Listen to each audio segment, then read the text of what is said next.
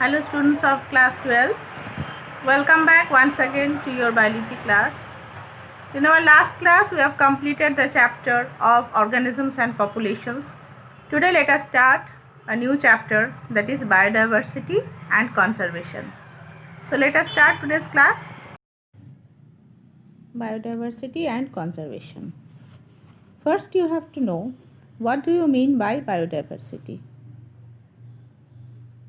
Different types of genes, gene pools, species, habitats, and ecosystems are found in a particular place and various parts of the earth. This is known as biodiversity. The term biodiversity was given by Edward Wilson, and this biodiversity is basically divided into three levels.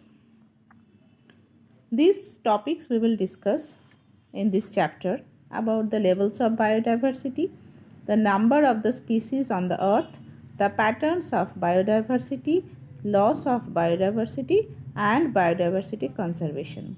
From this chapter, we shall discuss these points. So, Edward Wilson first popularized the term biodiversity. So we can say biodiversity is the diversity of biological organizations ranging from cellular macromolecules to biomass. Now what are the levels of biodiversity? There are three levels of biodiversity. First is genetic diversity, second is species diversity, and third is ecological diversity.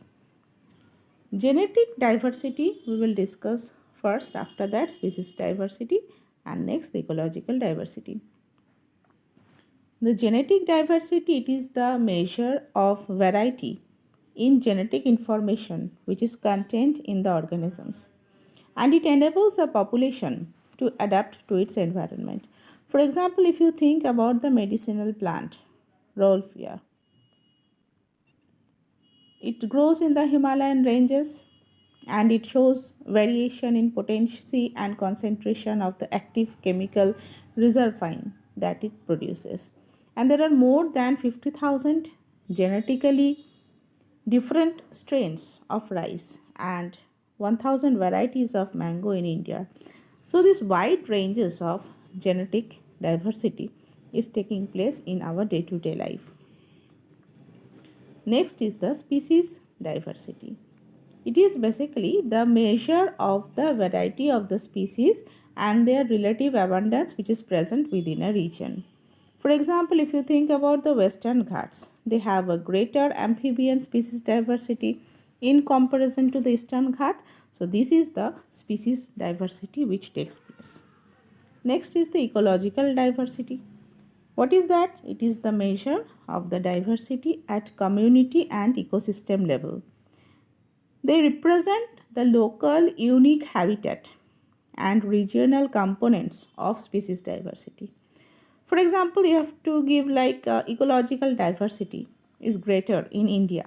Why? Due to the presence of large number of ecosystems. Ecosystems, what are these? The desert, rainforest, coral reefs, wetlands, estuaries, alpine meadows, and so on.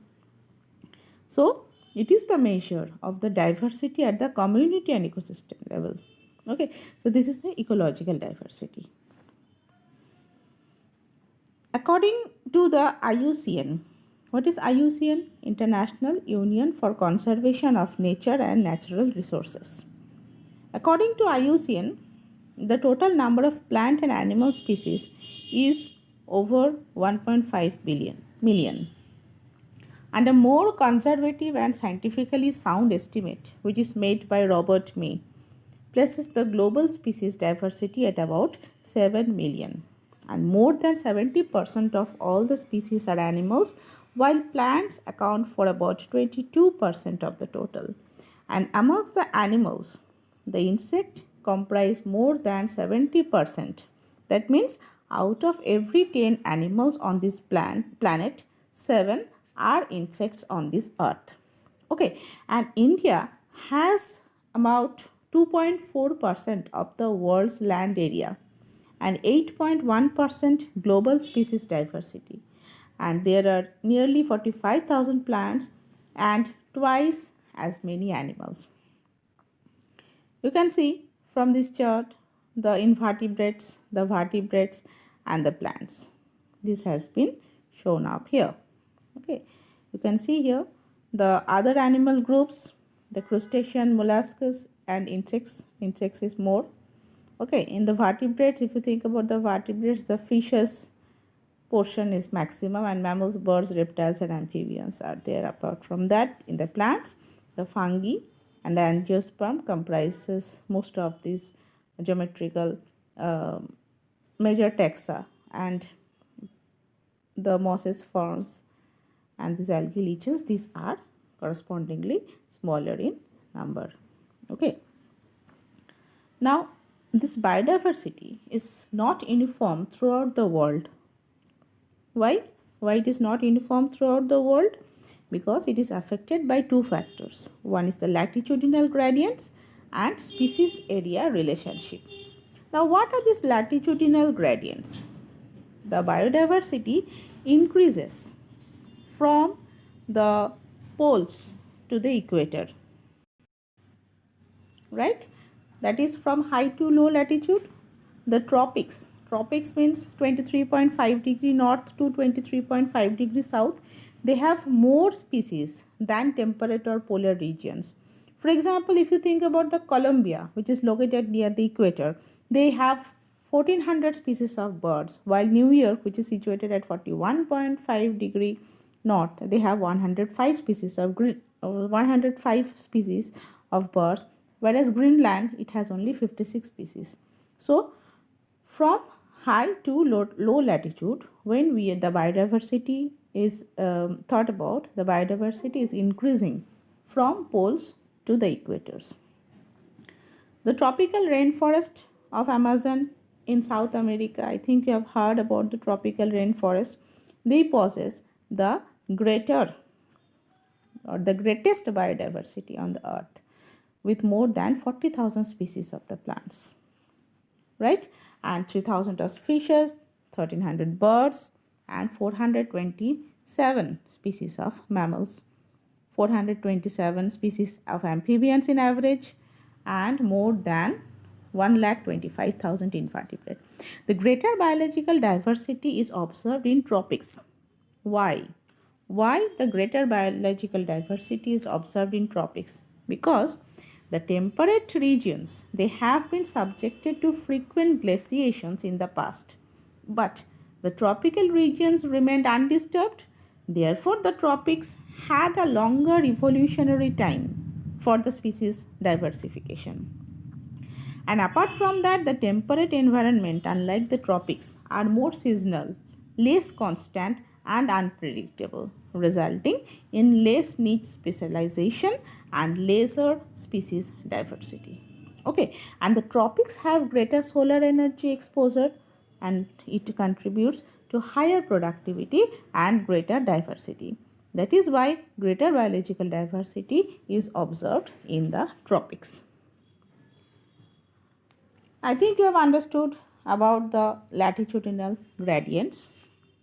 Next, we will discuss about the species area relationship. The German naturalist and geographer Alexander von Humboldt, he observed that within a region, species richness increased with increasing explored area, but up to a specific limit.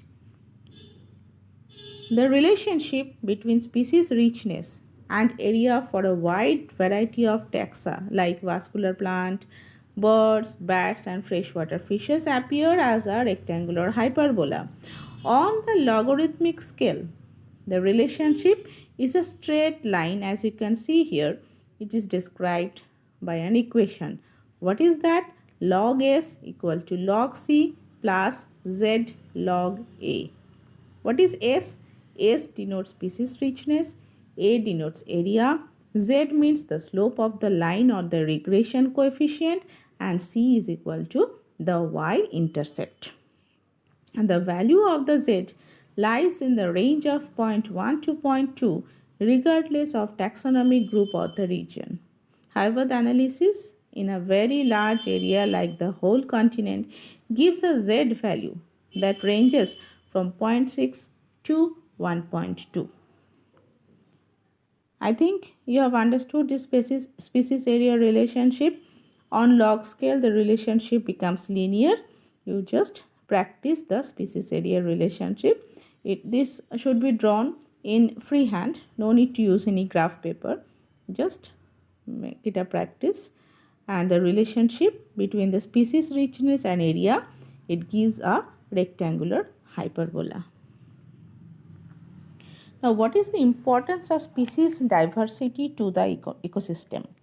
The ecologists believe that communities with more species tend to be more stable than those with less species.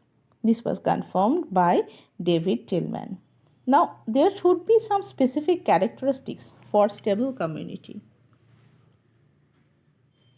The productivity should not vary too much from year to year. It should be resistant to occasional natural and man-made disturbances, and it should be resistant to invasion by the alien species. Importance of biodiversity for survival of species can be explained by the Rivet-Popper hypothesis proposed by Paul Ehrlich. This hypothesis, what it assumes? It assumes that the ecosystem to be an airplane and the species to be the rivets joining all the parts together. Okay, and if every passenger pops a rivet to take home means which will result in species extinction. It may not affect the flight safety initially. Flight safety here means the proper ecosystem functioning. But with time, as more rivets are removed, the plane becomes dangerously weak and fatal to the life of other species. This is the Rivet-Popper hypothesis, which was explained or proposed by Paul Ehrlich. Okay, so what we have learned today? We have learned about the biodiversity, the three levels of biodiversity, genetic diversity, about species diversity and ecological diversity, and some global species of diversity. And we have learned about the patterns of biodiversity, that is the latitudinal gradient and the species area relationship, and the importance of species diversity to the ecosystem. Okay, so I think till this much today. We will continue the remaining portion in our next class. Okay, read properly at your home. Thank you.